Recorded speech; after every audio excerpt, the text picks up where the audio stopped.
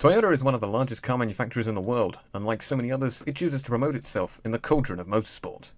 Whilst its time in Formula One from 2002 to 2009 was largely forgettable, it's had much more of an impact in sports car racing. However, Toyota has never won the world's most prestigious sports car race of them all, the Le Mans 24 Hours. Toyota has now come painfully close on 5 separate occasions, and remains the most successful team never to win at the Circuit de la Sarthe. These are the stories of Toyota's multiple near misses at Le Mans. We start in 1994. Toyota had factory representation at Le Mans every year bar one between 1987 and 1993, but it finally came close to victory in 1994 with a privateer. An updated version of its V8 powered design dating back to 1989, run by the Sard team, was on course for victory in the hands of Eddie Irvine, Mauro Martini and Jeff Krosnoff when the gear linkage broke with just 90 minutes to go. Krosnoff was able to make a quick fix to get back to the pits, and the car ended up second. Next up is 1998. Toyota could have won in the very first year of its most concerted Le Mans campaign ever.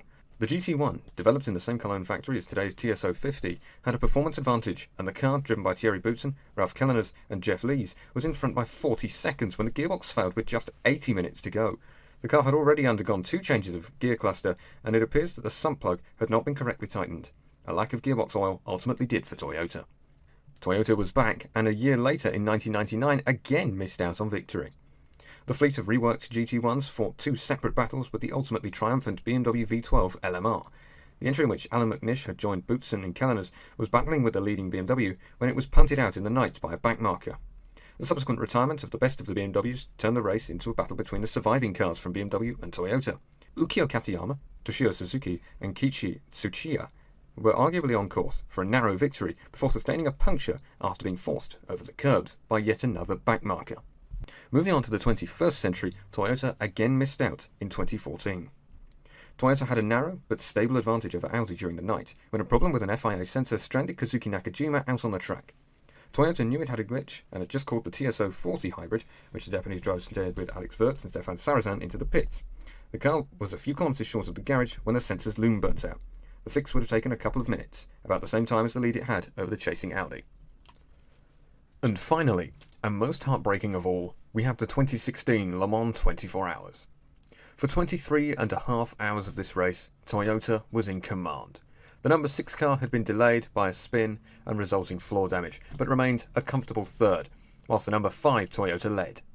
Porsche were able to match the pace of the Toyota, only for a slow puncture to delay the only threat to the Japanese entrance with half an hour to go, although the Porsche was able to rejoin in second. This was to be the race that ended Toyota's Le Mans curse. But then, with just a lap and a half remaining, a turbo problem surfaced on the leading number 5 car, stranding it on the start-finish line with just 3 minutes to go. The Porsche team couldn't believe what had just happened, as Toyota had once again snatched defeat from the jaws of victory. And to make matters even worse, when the number 5 Toyota eventually restarted and completed the final lap, it did so too slowly and was deemed a retirement, meaning that the number 5 crew lost their second place as well. Okay, thank you very much for watching this video. I hope you enjoyed it. If you did, drop a like and subscribe, of course. And on the screen are 2 more videos that I think you might enjoy.